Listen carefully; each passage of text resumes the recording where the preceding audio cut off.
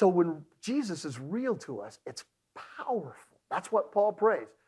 First of all, that Jesus would be real to us. Secondly, that love would remain core to us in verses 17 through 19. Look at this real quick. So that Christ, there's three that's here. The first one is in verse 17, so that Christ may dwell in your heart through faith. The second that is that you, being rooted and grounded in love, may have strength to comprehend with all the saints what is the breadth and length and height and depth, and to know the love of Christ that surpasses knowledge.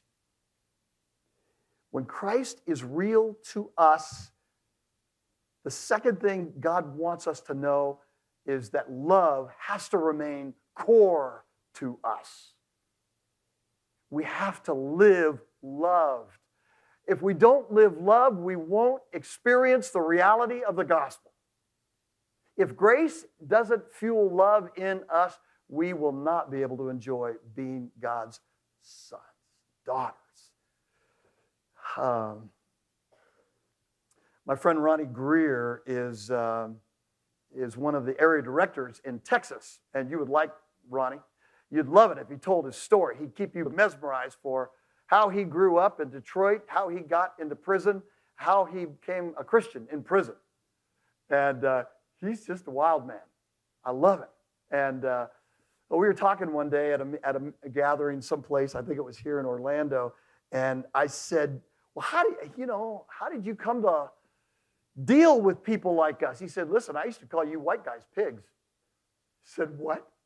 He said, yeah, I called you pigs to your face. And you wouldn't come. I said, okay, so you're not saying that right now, are you? You know, I said, no. I said, why are you talking to guys like me? And he goes, because I got loved. He says, I got loved, and so I was able to love. So, oh, really? Yeah, see, when you are really loved by the God of the universe in a deep, deep way, and it's real and it's not a game, and when you know it's unconditional and it's based on the work of the cross, when you know you are loved, you can love. And this kind of love is absolutely amazing. We're brothers because of the love of God. Listen, the number one priority, let me give you the command that you have, the number one command because of grace that you have in your life, and that is to live loved. If you don't live love, you won't experience the gospel. Every day, that's the call. And so Paul prays that Jesus would remain real to us, that love would remain core to us. And everybody's talking about core these days, aren't they? Work the core and everything's going to be okay. Work the core. That's your core, to know that you're loved deeply. Thirdly, that God remains the one who fills us.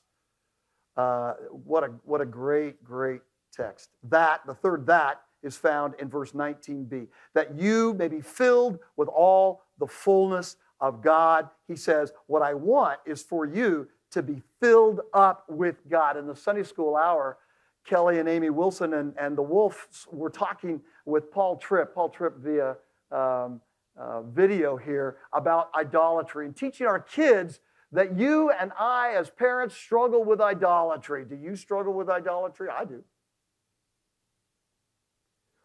I want to fill up because life makes me empty.